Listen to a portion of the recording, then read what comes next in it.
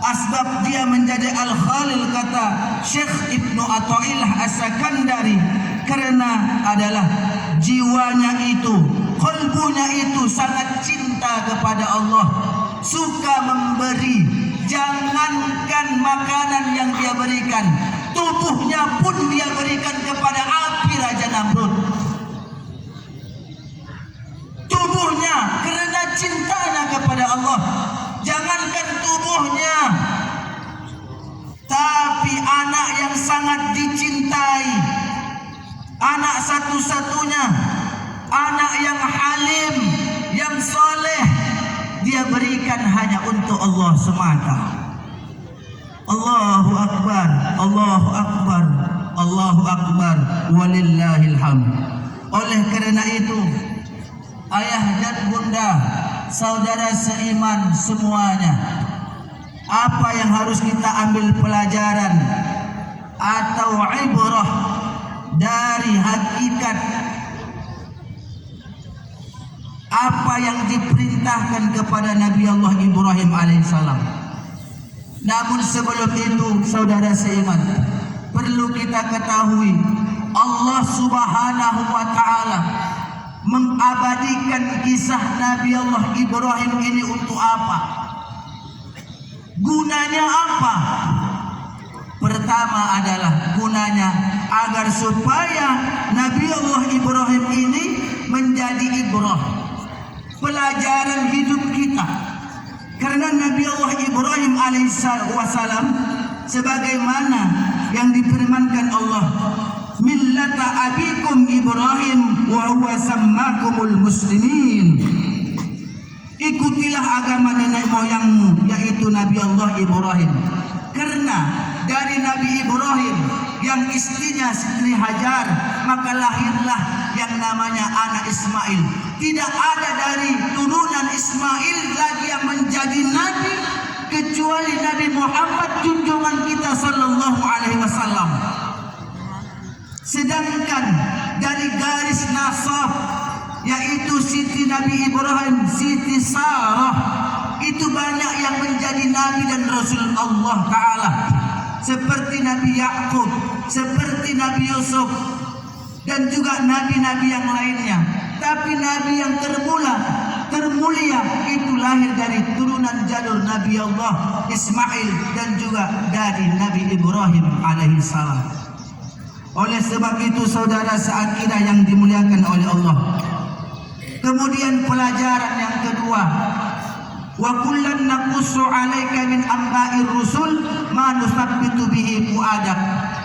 Perlu bagi kita, bagi orang yang ingin kuat hatinya, siapa yang ingin kokoh jiwanya, maka hendaklah dia menceritakan ataupun juga dia mengambil kisah dari kisah-kisah orang terdahulu yang apa diceritakan di dalam Al-Quranul Karim. Saudara seiman sakidah yang dimuliakan oleh Allah, hari ini kita kumpul di atas indahnya cahaya matahari. Walaupun panas ini belum sepanas apinya Raja Namrud,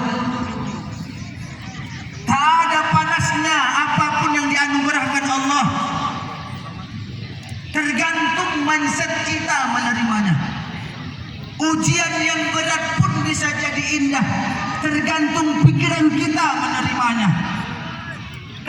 Terkadang yang membuat kita susah itu adalah bukan takdir Allah, tetapi yang membuat susah kita itu adalah pikiran kita sendiri. Saudara yang dimuliakan oleh Allah Subhanahu wa ta'ala, maka oleh karenanya perintah Nabi Allah Ismail kepada Ibrahim itu adalah perintah yang berat. Meninggalkan anak istri yang mana lama ditunggu 99 tahun baru punya anak.